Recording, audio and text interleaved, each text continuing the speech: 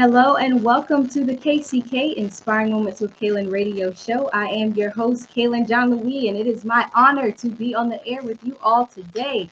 Just a friendly reminder, as we are in the time of flu season, anytime sick season, make sure you're getting your vaccinations. Make sure that you're simply being safe and taking the necessary precautions so that you can ensure your and others' safety.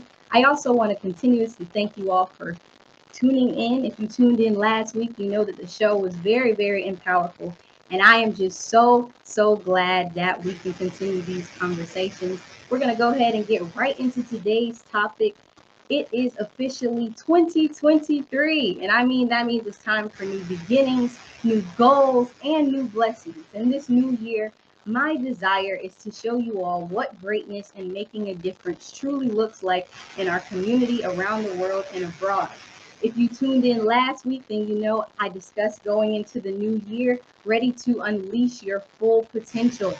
And now this week, I want to show you an example of a group of individuals who had an idea, made it a vision, and have taken that initiative to make a difference in the community. So today I have the honor of having a group called Inclusive on with me today to discuss who they are, what they do, and to hear their perspectives on some important issues in our community. Thank you for coming on, Inclusive. Hey, how y'all doing? What's up? So glad to have you all on. I'm going to give you the opportunity to introduce yourselves to the audience. Nico. All right. Hi, how's everybody doing? I'm Dale Pace Jr. People know me as DJ. I attend TCC, and I'm pursuing the career of sports psychology. What's up, y'all? I'm Markeem Martin. I go to UCF now. I used to go to TCC, but I'm finna transfer over as a UCF for the spring, so go Knights. And I am also a junior as well, and I'm pursuing the nursing and football. I'm Quinn Bryant. I go to FAMU. I major in social sciences and, go Rattlers. How's everybody doing? My name is Gabriel Graham. I'm attending TCC right now. My majors are political science and sports journalism, and I'm pursuing basketball as well.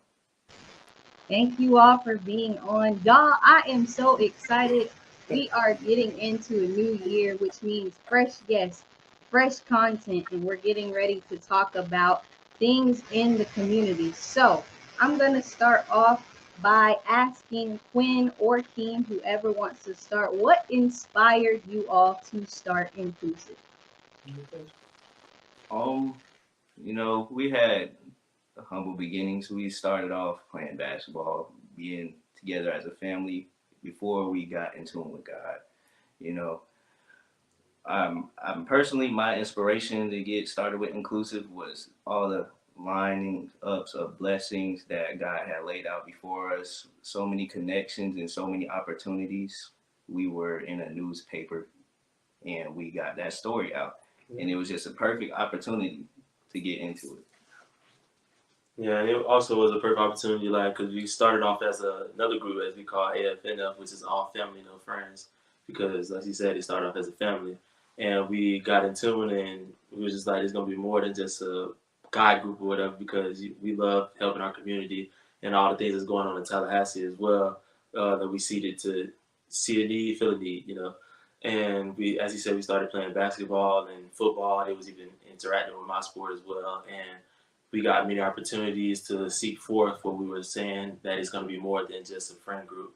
And as you said, God laid out blessings and opportunities for us to meet new people. We are all we need. And they helped start us up, honestly, and giving us our platform and place to start off with our seminars. And here we are right now. That is awesome. I mean, y'all hear that? It starts off with just a simple idea, a simple thought to do something different. I mean, we have a lot of people, a lot of African American men and just men in general, they like sports, right? But when you take that and you put it into something where you can impact others, you can teach other people, that you can connect and still be okay. And it doesn't matter the color of your skin, your size, your shape. You can just be welcome and be able to interact with people. So y'all get in with inclusive. This is inclusive. This is what they do. And now I want to give the opportunity for Gabe and DJ to kind of say what makes inclusive stand out from other businesses, groups, things like that. Well, okay, so what I would say, what separates us from other businesses is the fact that we would like to hear from our people, from like people that comes to our events, our social events that we have. So we have our seminar. So our last seminar that we had, it was out with the old, in with the new. And what we wanted to do was we wanted to hear from our, I want to say our students as well as like our peers. We want to hear from them and see how they want to see inclusive grow as a as a group, as well as, you know, as an organization, how we can help this community. Also, what I feel like is being that we also want to help people be the best versions of themselves, we tend to not try to compete against other organizations or other businesses. We want to learn from each other and we want to compliment on them so we can all grow as an individual to help this community as well as, you know, this country or this, you know, world. Yeah, and just to piggyback off of that, really kind of going back from what the first question that you asked, it all came from the genuineness of our heart, you know. I think that's a big thing that separates us, seeing that there is a need in the community and that there is a need of impact in the community. It's like not only, we're not doing this for the sake of putting our name out, we're doing this for the sake of actually impacting and changing lives. And that's one of our biggest things that we solely went into this thing when we started Inclusive. It's just really wanting to make that impact, really wanting to see people be the best versions of themselves. And that's one thing that I can say that separates us from a lot is keeping that genuine heart, having that why, you know. And yeah, that's what separates us. That's very important that you mentioned that. Having a why, especially when you have a group that, of course, everybody in the world is trying to do something to make the community better, right? You have all these different organizations, but the fact that your heart is there, that caring, that genuineness, that love to actually make a difference versus get the clout and get the fame is what separates you, and it's what is going to allow you all to grow. I love that we both have similar things going on, because even when I started Kaylin's Caring Connection and just having a platform, it didn't start with all these different things. It came from having an idea, wanting to make a difference, and just making it happen by any means necessary. And so I'm very, very excited to know that you all are upcoming. I'm looking forward to seeing all the new things for Inclusive and just how much of a difference you're going to make, because it's different when you just have an idea, but also having God behind it. I'm a believer, and I firmly stand that God really pushes our ideas, and He knows from the beginning of time what we're going to do, when we're going to do it, and how many lives we're going to impact. So that's truly awesome. Y'all go ahead and shout out how people can get connected with you. Well, we have multiple platforms. We also have Instagram. We have all of our accounts, and then we're also going to start handing out flyers to the locals, just in case, you know, some people may not have the opportunity to get cell phones. So we're looking into doing flyers, and then we're going to look into apparel as well. And that's definitely going to be our platforms. We're most likely going to start up a Twitter and a Facebook account as well, so we can reach out to those people as well. And also be on the lookout for our website. We're building our website right now. It'll be Official Inclusive. We will definitely be having a lot more of an organized structure on our website as far as seminar dates. Like Keem was saying, we're thinking about doing apparel and everything. Just really be on the lookout for that website, because it'll be more organized and structured of how we're going to run everything for this year. Here, like I say, stay tuned. Y'all make sure y'all stay tuned. But go ahead and get them on Instagram at official.inclusive. Make sure you follow. And when you follow, don't just keep it for yourself. Share it with other people so that they can get connected and get involved in what is going on.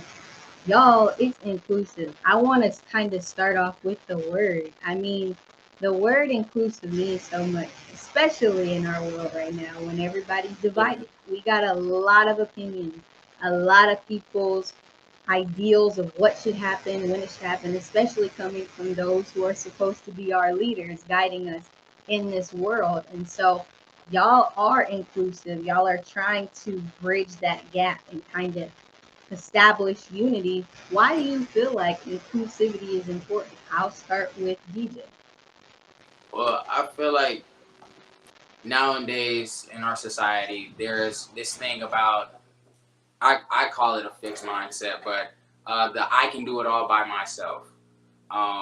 One thing that I learned is that when you don't have a community or when you don't have a tribe, it's hard to really bridge those gaps together, whether it be past trauma that you're still trying to get over, whether it be self-identification problems, and the word inclusive is just in my opinion, I just say DJ's dictionary definition is just a family. It's just a community, somewhere where you can actually be yourself, not have to worry about anybody, talking behind your back. It's a safe place. Inclusive is a safe place, and that's why we do what we do, is to create that safe place. That's what inclusive is. That's why we chose the name, because we want to include everybody.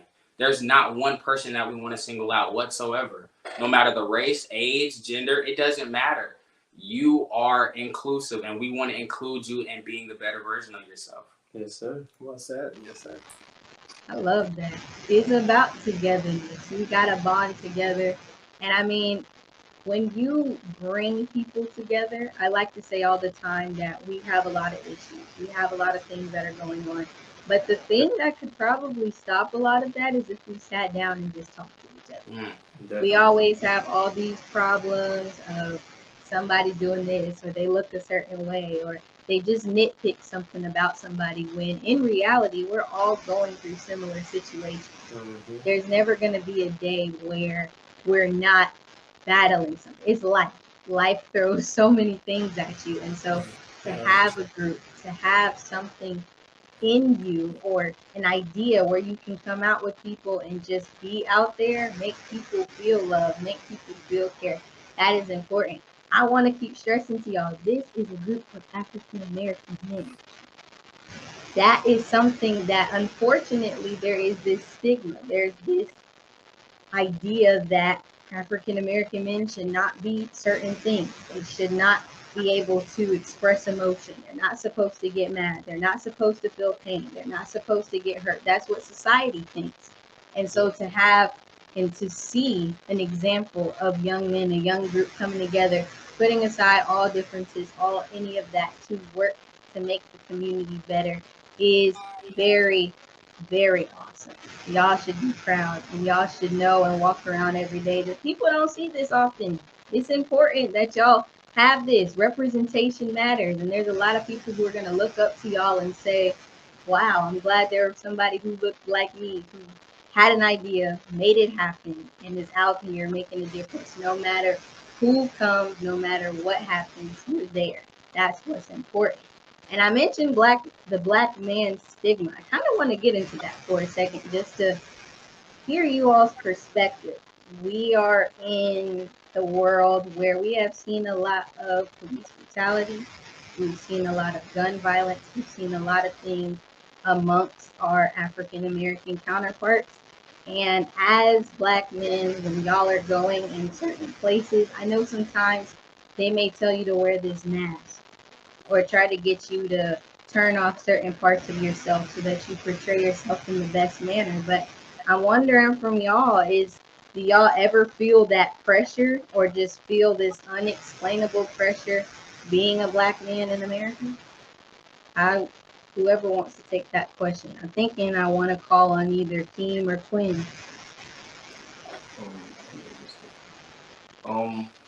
Being a black man in America, it's a different experience, because it's almost like people expect you to act a certain way. You have to act that certain way, or you just don't fit in to that category of being a black man. Call you whitewashed or something else. Like, you can't be a man of God in other people's eyes and be black at the same time, because it doesn't align with their certain viewpoints of it, you know. You know, being a person of God and it's being in somebody else's eyes, they see it as two different things. You know, having that love and genuinity and being kind, being, you know, forgiving, understanding, they don't see that when they look at you. So they just put a bunch of different stigmas and just, you know, think the worst of you, think you, you know, but Yeah, I definitely agree with that. Yeah, also being a man of God. For my part, me being a black man in America, I like to uphold God and God's rule. And Jesus likes to say that, remember the world hated me first. So you're gonna have to understand that it's gonna be some people that's out there that might not like you regardless. But if you're into God's word and you're following what He's saying, me personally, I believe that no matter what somebody thinks of you or whatever, it just matters about what God thinks. Because it's a lot of places in this world that don't like people for just no reason at all. So you go in with the good, you go in with the bad. You got to take both of them, regardless. And you feel me? Just keep going forward, stay on your path of what you understand and what God understands. Yeah, and kind of to piggyback off of that, I'm not even gonna lie, like the whole stigma of, and hear my heart, the whole stigma of now, you know, being called a gangster or being called hard or being a drug dealer or anything, when you really see the path that it leads down to, you kind of want to separate yourself. Like if you just take a step back and be like, you know, maybe let me take a different route, you know. And I think one thing is that us as just black males in a black community, we press onto this stigma of being hard, being a gangster, doing this, doing that, you know, killing, you know, gun violence. But it's like, what does that accomplish? You know, once you, and I've heard a lot of famous people say it, but once you have all the money, once you have all the fame, once you have all this, when you close your door at night, you're by yourself. You don't want to wake up in the morning and look at yourself and say, I'm afraid that I'm going to get shot today, or I'm afraid that this drug deal is going to go wrong. You would rather, and as a man of God myself, you would rather want to walk in the ways of Christ, knowing that He has your back and that you have security within yourself, than be a dead man walking. And I think that's a big thing that us as black males need to actually come to agreement with, is that, you know, is it demographically kind of, you know, unfair for us? Yes. Do we have to work harder for a lot of things? Yes. But in that, it's how we carry ourselves. It's how we face those trials and tribulations that really dictate, you know, what a true defined black man really is. And we can change that. And that's what we're trying to do. We're trying to change that. So yeah, I definitely agree on that. And it's not just for just black men as well, it's for all men, because all men do face a lot of things in certain areas. No matter your skin color and stuff like that, it's definitely put on men as well. We're all put into a box of, as you said, being hard. You gotta go home, you gotta make a certain amount of money to be able to live right, and this, that, and the third. But it's really how you live yourself according to God, because God overrules this law of the land. And it doesn't matter how somebody may look upon you or what you carry yourself in. If you actually are truly walking in your Christ, then that's when none of this stuff matters. It's only truly about Him and your relationship, and everything will be okay. It takes away all worry and all, you feel me, shame and guilt and stuff. All you get is conviction and peace. That's it. It's very important. And I like that from everything that was said, that the main thing that is a takeaway is it's about how you carry yourself. Because there can be every stereotype in the world to describe who you are. But when you decide to actually make a change and say, I'm going to set myself apart from that, and I'm going to make my own character, make my own strike, there's a difference. I'm an African American young lady in America. Being African American, being a part of certain stereotypes can characterize us in so many ways. But as DJ says, sometimes you're going to have to work twice as hard. Sometimes people are going to expect more of you, but as long as you keep your head up and you continue to defy the odds, look them in their face and show them every day that despite what everybody sees and despite what everybody does, I choose to do that. It's a mindset thing, and it really does start in the mind. I want to hear, I have one more question. I want to hear from Gabe. What do you do personally and academically, just in life, to kind of reverse this stigma or those stereotypes that you see on a daily basis? Well, what I would say is it's about the environment. What I feel like, this society has viewed black men, individual, like specifically, they view us as people who's just going to be toxic, or we're going to be drug dealers, different things like that. And I feel like with that,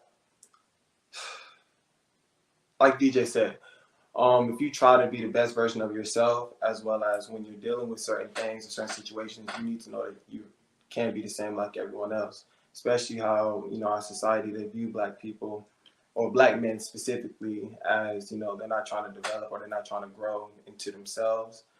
I would say it's just really, it depends on, oh my God, it's a lot I want to say. I'm so sorry, it's a lot I want to say right now. It's okay. Say your question one more time. How do you personally reverse this stigma? How can we reverse it? Personally, how do you do it? I would say personally,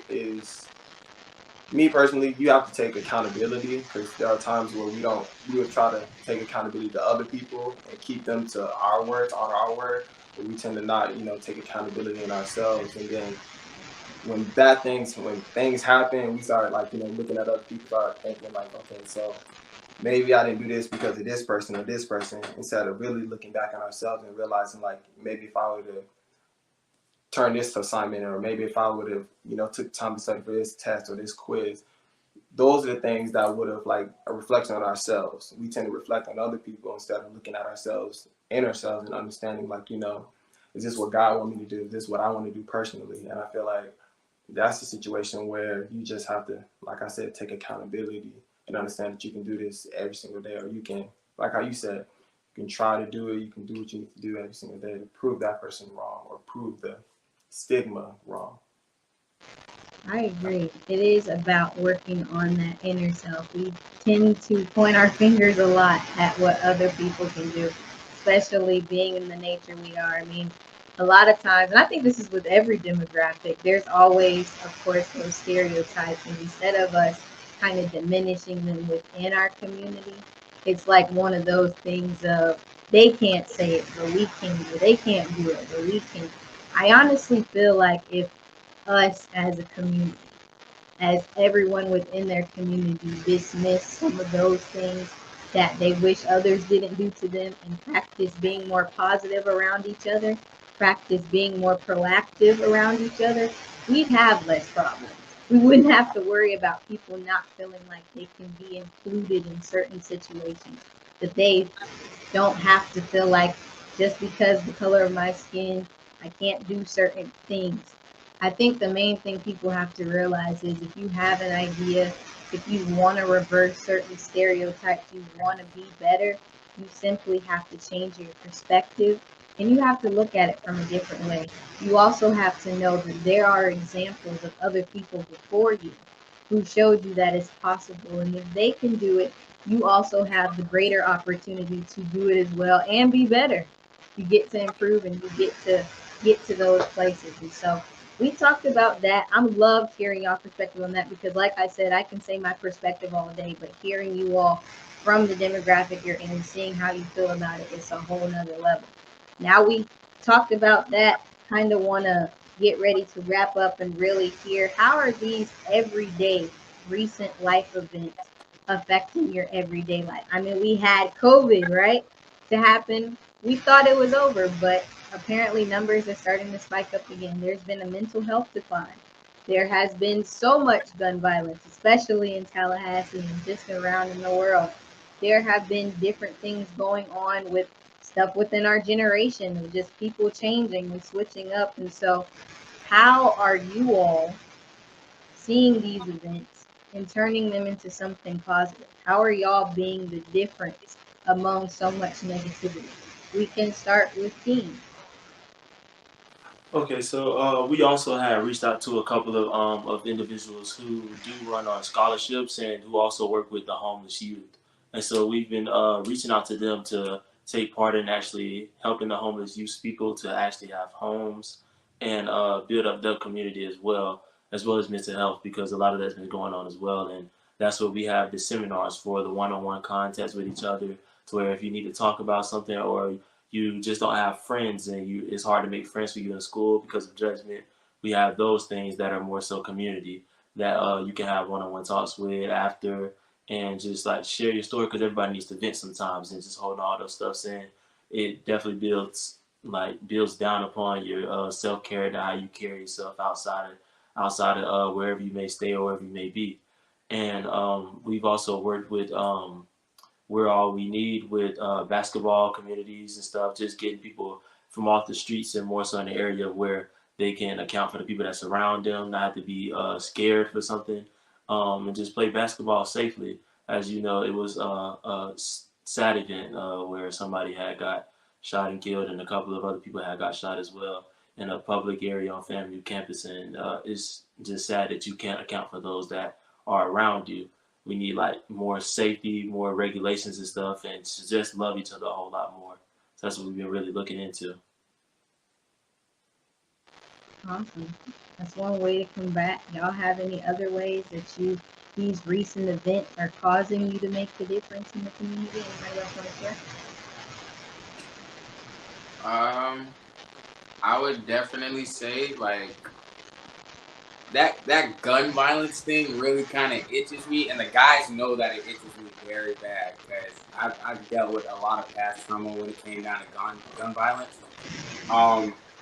One thing that we all came to agreement with is like, if we could just save one life, then we've done God's work. Like if we could just bring one person in and save them from being shot, from being a drug abuser, from whatever the lifestyle is, if we could save that one person, then we've done our job. We know we can't save everybody, but the mindset of going in with the intentionality of just saving lives is a huge thing. And gun violence really kind of rubbed us the wrong way, especially with the recent event that Keem just mentioned with the FAMU shooting. Dating back to the shooting that happened at the North Florida Fair like 3 years ago. We've all grew up in this environment, and we all seen the community screaming out, "Help us, help us, help us!" And just really, we're attacking it. We're going to lower down these crime rates, honestly. And that's been our biggest goal for the longest, so that Tallahassee can be a safe place for not only the youth, but generations to come. Not only just our generation, but generations to come, so they can grow up in a more sustained environment. So, gun violence is a big thing we're attacking this year. We're attacking it hard, too. I'm glad. And the fact that you all have taken the initiative to answer the call is one step within itself. I hope everybody listening hears this is inclusive. Yes, they are continuing to involve. Yes, they're going to keep growing, but this is what they're doing right now. I wanted to bring them on because this is one example of so many things that you personally can do in the community to make a difference. It doesn't have to be big. You don't have to have all the followers in the world. You just have to have an idea and have the initiative to make it happen. You just have to have that vision and make it plain. It starts with an idea. I said last week that when you want to unleash your full potential, you have to be able to tell yourself you're ready to grow, you're ready to continue. And until you do that, you're not going to be able to. We're in the new year. You have so many things that you can do personally to make the world better. Whether that's bettering yourself so that you can better others, or finding ways to give back to the community, do something to make yourself stand out. Be the change that you want to see and you ideally want the world to see as well. We could complain all day, but until we actually make that change happen, nothing will ever change. So I hope that you all have enjoyed. I am so glad that I've just been able to have this group on. I'm gonna let you all shout out the Instagram one more time so that they can get connected with you. Go ahead. Official Not Inclusive, y'all. Follow us. It's going to be on all platforms. Yes, yes. And as I always say, please hashtag connect with me on all my social media platforms. You can go to YouTube and subscribe to the KCK Inspiring Moments with Kaylin YouTube channel. I ask that you turn on your post notifications and that you are again subscribed. You can follow me on Instagram at Kaylin Cares 15. You also can follow on Facebook and LinkedIn at Kaylin's Caring Connection. And last but certainly not least, please visit the website, which is www.kaylinscaringconnection.com. Thank you for tuning in again today. I appreciate your support so much, and I hope that you enjoy these motivational conversations. Always know that I care about you, and if no one has told you today, know that I do love you. Thank you for listening, and catch me on the next KCK Inspiring Moments with Kaylin radio show. Bye-bye. Wow.